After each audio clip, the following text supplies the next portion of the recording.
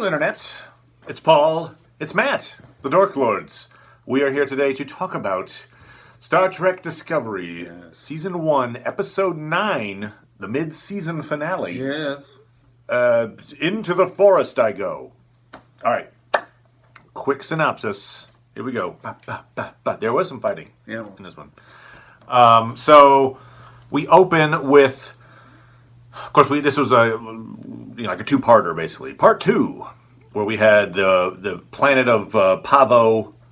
Oh my gosh! It contacted the Klingons and the Federation, and they're both supposedly everyone coming to this planet. Got to protect the planet from the Klingons. Yes. So the Federation, the Vulcan Admiral guy that we've been seeing now on holograms, says, "Nope. Protect, blah, retreat, you're valuable." And so, after arguing for a while, Lorca's like, look, it's a life form. He kind of does that, like, he acts for a moment like a traditional Star Trek captain. Yes. In that moment, you're like, oh, well, okay, he doesn't have, like, some weird ulterior motive. I mean, I know he's got an ulterior motive, but I do feel like, oh, well done at disguising it for that 5 minutes. Yes. So, but he's like, we're staying behind. And they're like, no, you're not. That's an order. You'll jump back here to Starbase 46. So instead of jumping back, he's like, "We'll go." Jump back. I think he said jump. Back. Really? I think he said jump, and instead he's like, "We're warping." Yes. And so deliberately doesn't jump, and remember, because he goes to the thing like, "We need a reason why I couldn't jump." Oh, there you go. You go. You probably have a problem. Yeah. Feels so good. All right, go to the doctor and get that, which then sets up the fact that he has to actually get a physical, which is kind of reveal that he's got problems. That's right, he does.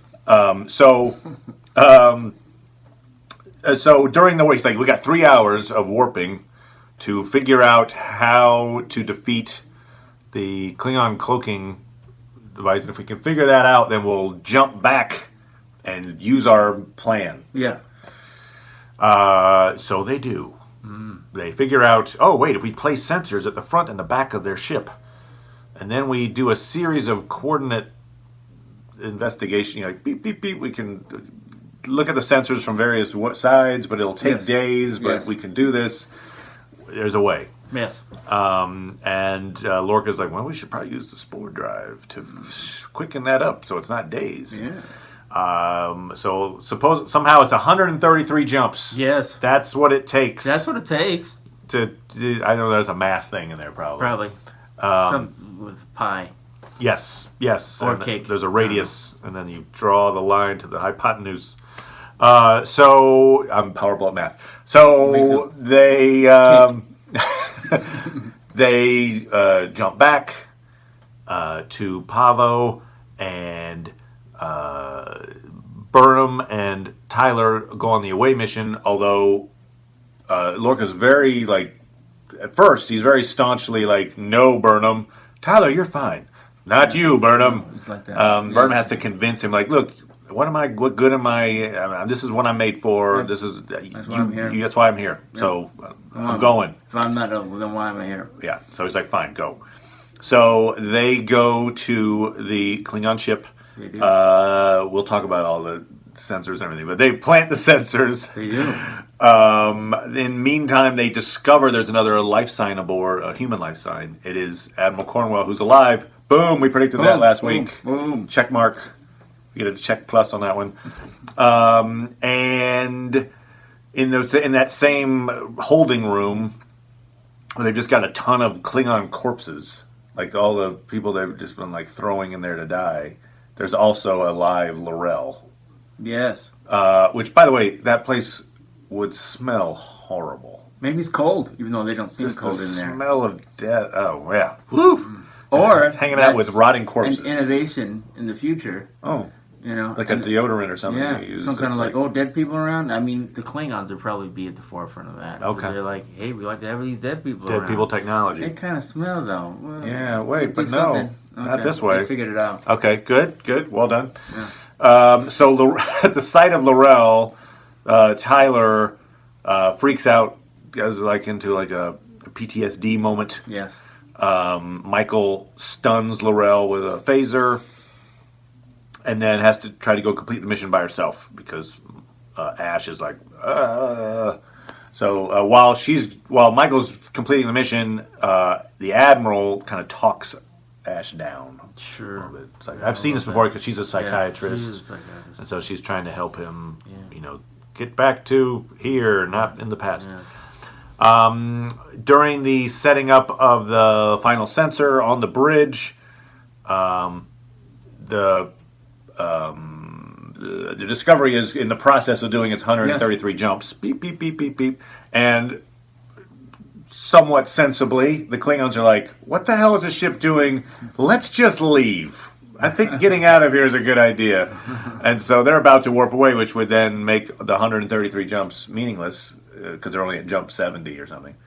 And so to buy time, Michael steps up and is like, I'm here. I'm here. Look at fight me. Look at me. Instead of leaving, please fight me. Coward. And so she fights Cole, who also shows that he's got Giorgio, I forgot her last name. Giorgio is her last name. Yeah, okay. Yes, I thought it might be the first name. No. The former captain's, Michael's former captain's badge. He's like, I use it to pick my teeth. Yeah. I'm horrible. I'm a villain, damn you. I bet that sounds better in Klingon. Right. Well, right, that's true. She was listening on the Universal Translator, which they have, and they made Klingon speak in English, which I was, yay. Yeah, right. Me boo. You boo, me yay. All right. So there's a big fight scene. Pretty cool, well choreographed thing. She's dodging and weaving and just trying to stay alive, and she manages to grab the badge. Yep. And then leap, kind of a homage to that last Star Trek movie. Sure. When they leap anyway. Sure. So she leaps, and then in mid leap gets teleported to safety, and they've now done the 333 jumps, and they just send a bunch of torpedoes in and blow up the ship. Boom. So Cole is dead. Yes. Which was a bit of a surprise. That was probably the most surprising thing of this episode. Surprising. Maybe I don't know. It was surprising. Like what? It's shocking. So the main villain gone. So they've done that. They teleported successfully Michael, Ash, the Admiral, and Laurel, the Klingon, to the ship. I don't think the Admiral stays on the ship. Am I wrong? Is she with the ship at the end? I think they send her. I think they send her. Yeah. So she's been... That seems stupid. It does seem a little weird, but especially... It's too dangerous for us to go back. Let's jump. Yeah. But then we can just send off in a little shuttle. Because the Admiral, obviously, as we remember from a few episodes ago, she's like, as soon as we get back from this thing, I'm going to basically say, you need to lose your ship. Yep. And so you can see that on Lorca's face when they're like, we brought the Admiral back, and she's alive. He's like, great. Awesome. Which I think is also part of... Maybe that plays into his decision. Exactly. I think it's part of his reasoning here. He's like, I'm about to lose my ship anyway. And so they're going to be going back to Starbase 46 for a medal. Which, they did break orders pretty badly. Oh, sure. It seems odd that there wasn't more of a... You endangered the thing with the thing. I mean, they were successful, obviously. So it's like the ends meet the means. The whole point of them coming back is that we've got to get the information about the sport. How to. Now we can spread this to the other ships. We not only did we not have to come back and have you guys figure it out. We've got it, and we destroyed a ship. We did it. Ships which we know. Years and years and decades later are still cloaking, and the Federation has no way to find them. No, it's not until I guess the next generation where they agree not to use the technology. Right. It's like we know the technology, but we agree not to use it ourselves. So there's a sense of doom hanging over the whole thing. There where is you're like, actually. there's the whole not thing's going to end. There's not. This isn't going to get spread to the rest of the Federation. No hollow suites, no hollow imagers. So we have no sport drives. That's right. So Stamets survives. He has a couple of in the middle there. He's got a couple of touching scenes with the Doctor. Sure. They kiss, in fact. They do. And he's at the end. He's like, okay, look, yeah, I need to get tested out. Yep. I'll do one last jump to get us back through whatever the potentially Klingon endangered space. Yes. Back to the starbase, but that's it. Then we That's we live a happy life. Happy life, and we did stuff, and we're I'll great. be free. You'll be testing me, and you'll be there probably too. Yeah, and so, but he tells the wrong guy this because it's Lorca who's like, "Wait, what? No, I'm not giving up the ship and giving up all this cool technology." So he's like, "One last jump, great, override," and they go into unknown space. Almost certainly the mirror universe. Definitely, I would say, interdimensional travel. Now, yes, that's true. Now, and then they don't know where they are.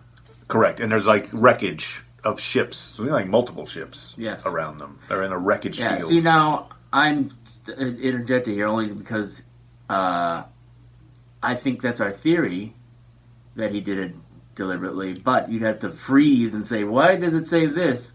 Most people aren't freezing it. True. Okay. So, I don't think you should take it for granted in the setup that that's what's happening. Okay, good point. In the setup, maybe not, but that's what happened. This might be news to the people that watched it. Okay, good point. Captain override. He override, and then it's a destination unknown. And so he just kind of was like, wherever, here. Because we do see a bit where he's describing this, when he's trying to encourage Stamets to do the 133 jumps. He shows him a map that he's been tracking. Lorca's been keeping track of. It shows all of the jumps they've already made and how they reveal these different like null space, which I'm assuming are like pockets that lead. Maybe I don't know.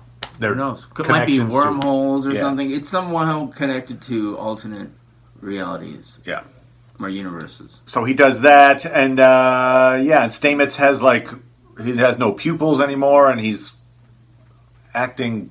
I don't know, like he knows the universe. I don't know, almost like he's godlike or something. I don't know. He's in a bad way. Yes, not a good way. You don't want to see all those universes. Yeah, nope, not good.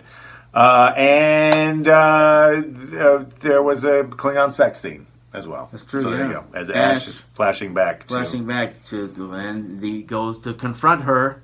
In the prison. That's right. She's being imprisoned on the ship. We also predicted L'Rell would need to be on the ship in some way in Tyler's proximity to deactivate him, basically. So the fact that she's now back on the ship, to me, means we get a little check there. I hope. I mean, it's possible. Unfortunately, we don't. We also talk about this when we're not on camera, so there may actually not be any video evidence.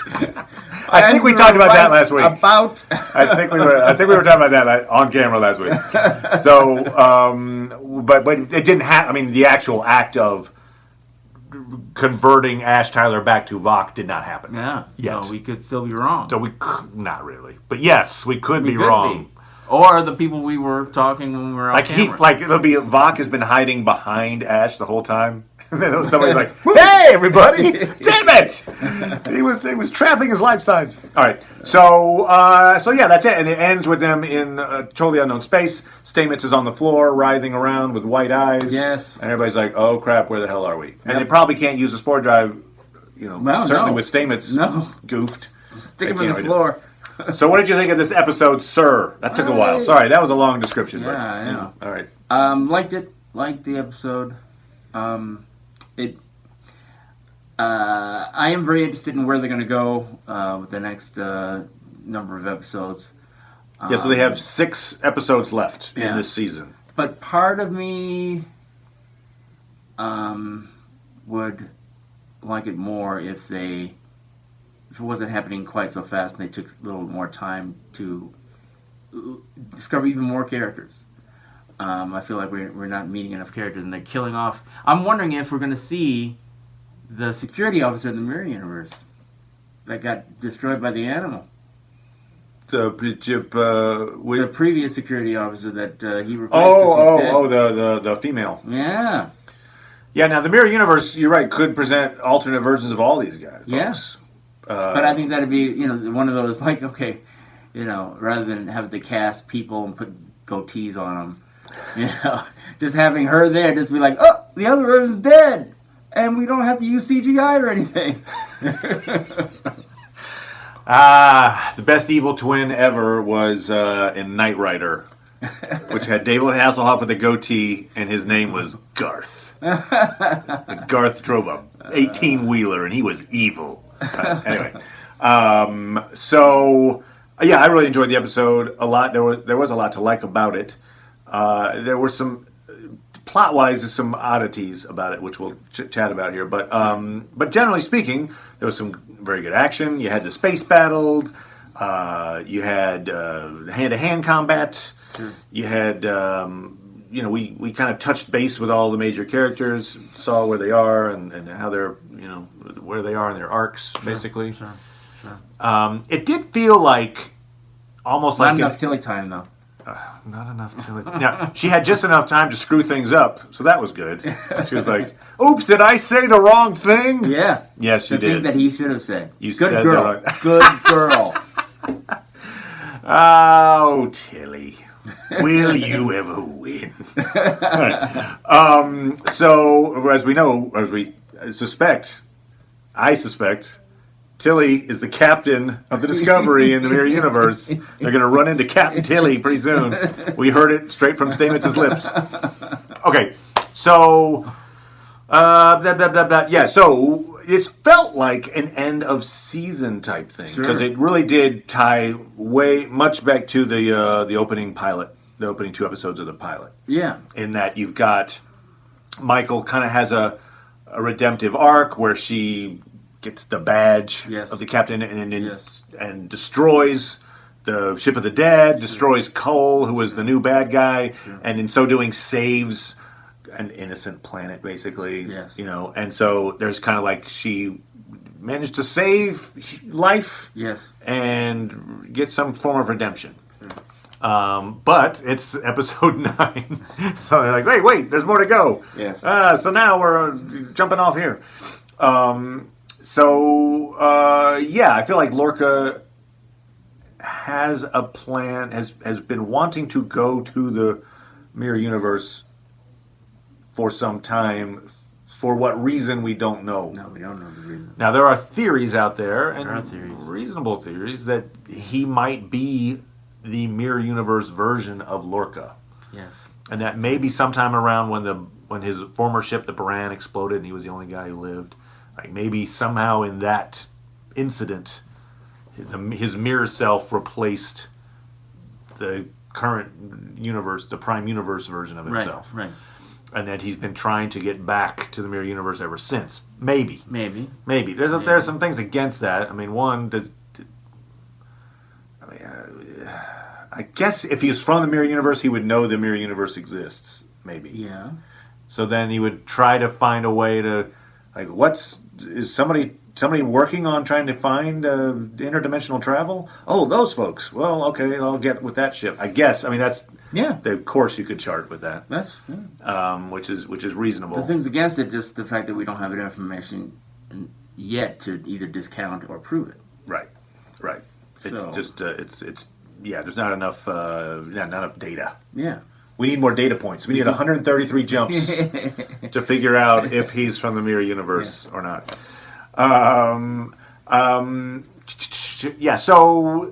But he does have an ulterior motive when it comes to, because he's been charting all these jumps and like figuring out where, look at that pocket and this pocket. Yeah. And when they do the 133 jumps, he not only uses it to calculate where the Klingon ship is, he also uses it to get more information on where these pockets are.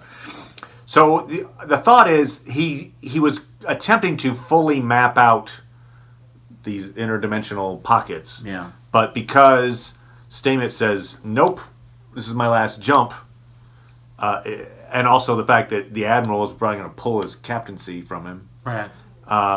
He's decided, screw it, I'm going to take a risk, and we're just going to go somewhere. I don't know where exactly, but we're going to just figure this out. Like, we're just going to go there, and that way we have to find a way to get back, which means we have to keep flying, and, Yeah, I don't know. I mean, it's possible that, Lorca did seem confused about where he was, but we don't know the reason why he was confused. It's possible that he was, like, anywhere in this other universe. Maybe that, or he just doesn't have enough information to tell the computer in one, universe where to go in the other universe. He doesn't get enough information there, or it just does. It's like, I can do it, but I don't know where I'm going because I don't know anything about this other universe. And we don't know if they're going backward or forward in time. Right, well. We don't know that either. So which they easily could be. We don't know. I think they could. Yeah. I mean, so maybe he's trying to use this mirror universe as a way to save the brand in some way or something, or save the other version, the mirror universe version of the ship that he blew up before. I don't know. Anyway, that's your theory. That's a theory. That's throwing it out there.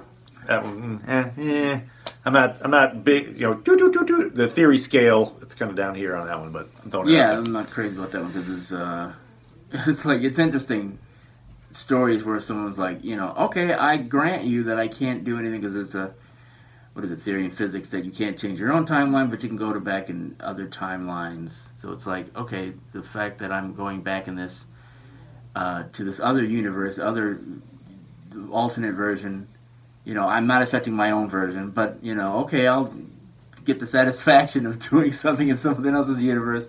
It's like, okay. I guess it kind of reminds me a little bit of Fringe. Spoiler alert for Fringe, which is a completely new show that. No, anyway. Old show. But the main character in that goes to the mirror universe version of Earth, and because his kid dies, he takes the version of his kid from the other universe and brings it right, over. Right. And then bad things happen. Yes.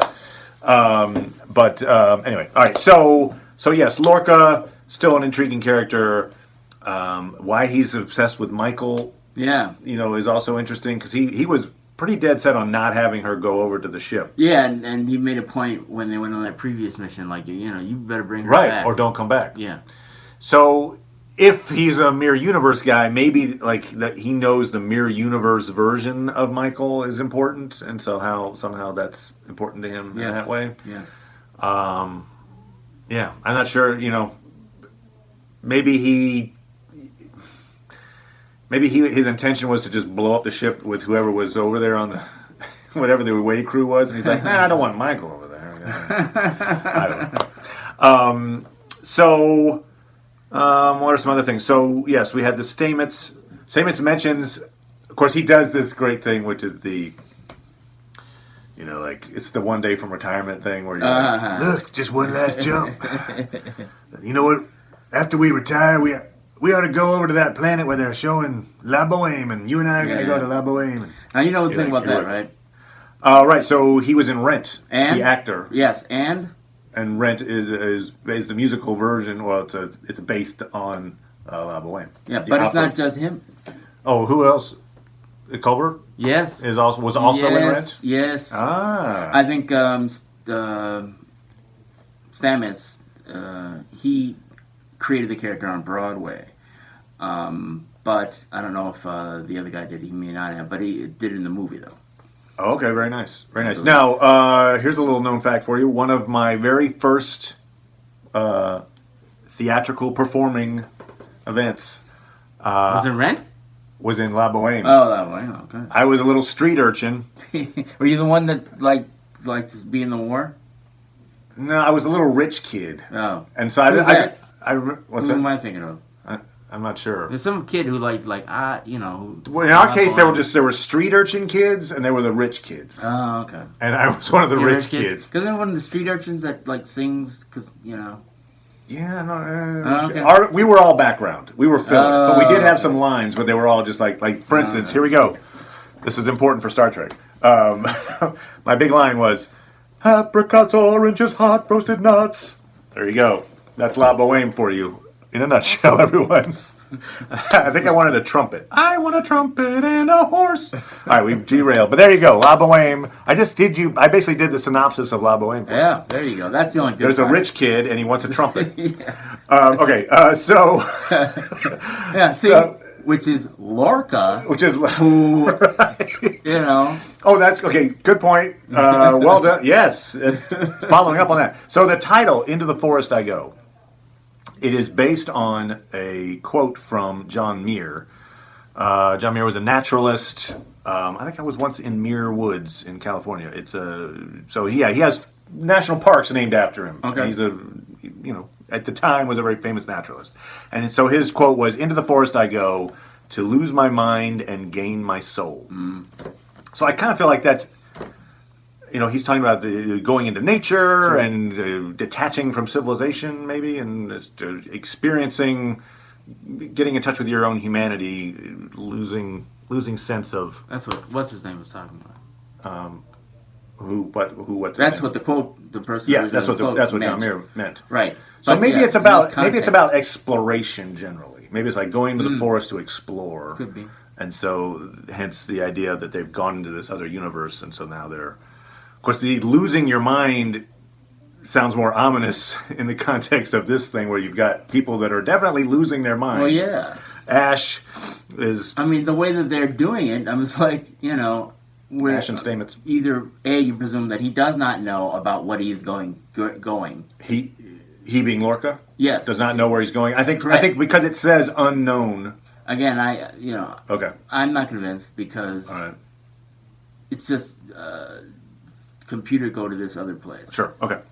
So the computer that he's telling to do may not know. Okay, Right. line coordinates here correspond with these coordinates in this new place. And you're right. And the machines don't know where they are because Saru's like, I can't. We don't. The Right. machines don't know what Right. they're doing. So it's possible, at least in my interpretation anyway, that it's possible that He knew. Lorca is trying to go to a specific place. He may have been like, no, I just want to go to someplace in this, someplace in this world. But, if you believe that he's actually the Lorca from the other place, he might say, okay, I understand how everything is mapped out in this new universe, and it's not the same as this other one. Yeah. Yeah. Maybe he knows there's a certain weapon or something he could get from a certain ship or something. Yeah. But, you may know, whatever coordinates. Right. So yes, he might very well know the actual place he was going. Yeah. As opposed to just random chance. Yeah. But, maybe it is random chance, which is just crazy.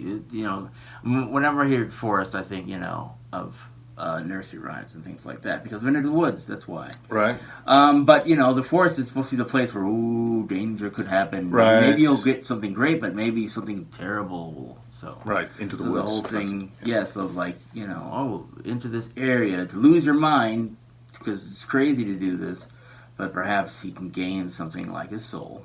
Yeah. All right. Especially if he's returning, like, okay, I can finally get back to this, what was all this is about. You'd think they return, although you could make the case that they don't because of all the freaking technology they've got that doesn't show up anywhere else in Star Trek. Well, for him, Lorca goes back, and maybe he's like, take this crappy ship back. Yeah.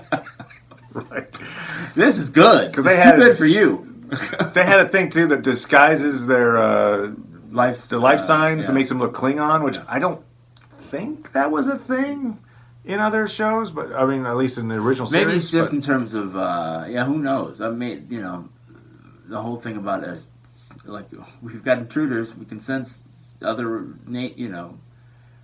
knows? I don't. Yeah. I can't tell you. Maybe I will say this: I would say it was maybe a lot too easy to just jump onto the other ship, teleport on the other ship, and plant these sensors. Maybe. Like, yeah. For one, I mean, just being able to do that at all, like, hey, we have 2 new life signs aboard. Like, we've seen that before on like other Star Treks where 2 new Klingons are aboard. Yeah, for instance, you'd be like, wait, what? They just showed up. Whatever. I mean, like, they're at full alert supposedly. Yes. They're battle stations. Right. Sure. And if 2 people just suddenly showed up on the ship, you would think there'd be more. Plus, there's no one in the hallways. It's like very empty as they walk through the hallways. And the funniest part to me is the sensors. The sensors are goofy. They're huge. They're huge. They're really big. And they radiate blue light. Yep, sure. And they talk. Yep, they talk. Like, activating sensors now.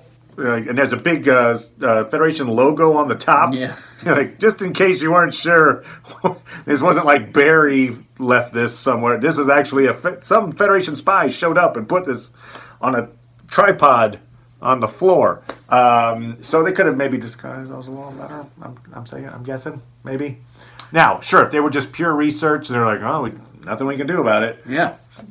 I'd still say if the thing can send messages through a ship's hull, Yes. it could certainly send it through a plastic box or something you could do to like hide the freaking lights and then turn off the volume, turn the volume down, the little knob on there. I mean, do something other than kink. I'm sure no one will find this. Plus, you just stuck it like right on the floor. All right. Yes. Anyway, Anyway, that was not the best technology, considering they have all this other cool technology, holograms and holodecks and spore drives. You're like, giant clunky. Yeah, I'm willing to give them some, benefit of the doubt, only because I want to. Sure. No, I'm sure. What I think is somebody from the prop department was like, "This looks cool. We'll use this." I guess. Okay. I mean, it depends on what the philosophy is. I mean, I could get with the whole thing of like, we aren't typically doing something like this. We have sensors that do specific things, and so to make it, not like, oh yeah, here's a little sensor that always tells us about a spaceship, so we can go around a bunch of times. You shouldn't have something like that. Like, oh, how can we make this smaller? The sensor should be whatever size it's got to be. I would think that, if you're just exploring and you're going to different worlds and you don't always want... Right, you're not thinking stealth. Well... You're just thinking like, hey, make it useful. Make it useful, right. But, although if you're in a different world, you don't want them to know about you. You're right, they do have the Prime Directive. Yeah, trying to do this somewhat stealthily. So, yeah, you think you would, have that. So, that's a good question. I mean, they've got some splaining to do. They got some splaining. So there was that. This was a little confusing to me, too. Now, I could probably talk my way out of it, but... so they're like, hey, look, when they're cloaked, we can't see them. Right. And it's a problem. Yep. Until they fire, we can't see them. Yep. But then right after that, they're like... Sensors picking up a cloaked ship in the Pavos, orbiting Pavo. All right, let's go. Right. I'm like... How did you detect the cloaked ship around Pavo if you couldn't check for them? So I'm thinking maybe they can just generally check somewhere in this giant area. There's a ship. Yeah. All right. Well, then just start bombing the whole. Okay. Yeah, that sounds really. It's three, dimension. Every dimension. Just keep shooting everywhere. You'll get lucky. We'll hit them. All right. So you're saying it's just more of a general scan as opposed when to I was going through the second time, the it's like energy signature. So they're able to tell that it comes into the thing because it's like, okay, it just came in there, but it's cloaked. Okay, we can tell that. Gotcha. Can we tell where it is? Shoot at it. No, we don't know that. We don't know that yet. No, we can't do that. So we had Michael has a kind of a touching scene with Ash again. Sure. One of their he admits to her that the torture wasn't just physical; there was like a sexual component to this thing. He did that so he could survive. He said. And so that's a weird thing because we do see the sex scene or the rape scene. Yeah, depending on what person you are. Yeah. So the thought is, if he's Vok and Laurel probably had a personal relationship going in. Yes. We knew that they were, an item. Yep. So it's very possible. It's possible that he was Vok, but had some part of him was Ash's consciousness, and so Ash was seeing the scene as torture when actually it was Vok having consensual. I don't know. It's weird. Yeah, no, my perception of it, without knowing, because I'm not clear on if he was physically changed into a Klingon, and then they did something to his mind to make him think that he is Ash. Now, you mean physically changed the Vok into a human? Yes, they changed Vok into Ash, and then like, did he still have Vok's brain? In other words, is what you're saying? Like, was he Vok's brain inside Ash's body? That's what I think is there. Okay. I think they did something to his brain to make him think that he is Ash. I don't think they have any. I don't think he's got his mind in there or whatever. I think it's like, we've got this. Maybe they did some sort of like, okay, we got this body, and we did some kind of scan of his brain, so that we can send information into a sleeper agent so he can think, oh, I'm just one person, but we're able to, snap him back to who he really is.